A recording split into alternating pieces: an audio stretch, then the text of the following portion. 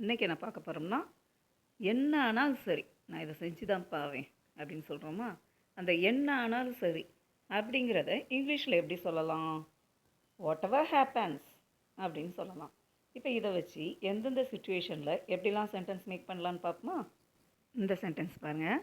What ever happens is fine, life just goes on. அதாவது எப்படியானாலும் சரி, வாழ்க்கை அது வாட்டுக்கு போய்கிட்டே இருக்குது. இது வந்து ரொம்ப அமைதியாக ஒரு ஏற்றுக்கொள்ளக்கூடிய மனப்பக்குவத்தில் நம்ம சொல்கிறோம். ஓகே, ஸோ என்ன ஆனாலும் சரி அப்படிங்கிறத ஒரு ஏற்றுக்கொள்ளக்கூடிய பக்குவம், அமைதி அந்த இடத்துலையும் நம்ம யூஸ் பண்ணலாம். கவலையிலையுமே என்ன ஆனாலும் சரி அப்படின்னு நம்ம சொல்லுவோமா? அதுக்கு எப்படி சொல்லலாம்னா, whatever happens he won't come back. என்ன ஆனாலும் சரி, அவன் இனிமேல் திரும்ப மாட்டான் அப்படின்னு சொல்லுவோமா? அது வந்து எப்படி சொல்லுவோம்? கவலையில் சொல்லுவோம்.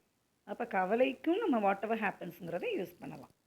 இப்போ பாருங்கள், என்னானாலும் சரிங்கிறத கோபத்துலையும் சொல்லலாம், இல்லை ஒரு விரக்தியிலையும் சொல்லலாம். அது எப்படி சொல்லலாம்? Whatever happens I won't to worry.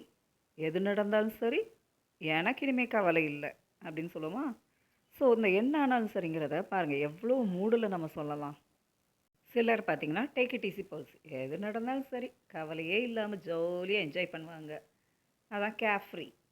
அவங்க எப்படி சொல்லுவாங்க? What ever happens let's enjoy. சில நேரங்களில் ஒரு இதில் நமக்கு ஒரு இன்ட்ரெஸ்டே இருக்காது.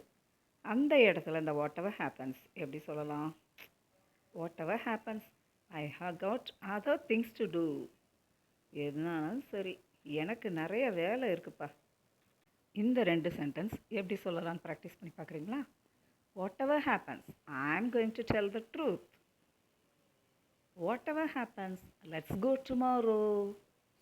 ஸோ வாட் எவர் ஹேப்பன்ஸ் அப்படிங்கிறத ஒருத்தங்களுடைய அந்த எமோஷ்னல் டோன் வச்சு நம்ம புரிஞ்சுக்கலாம். ஓகே, பாய்.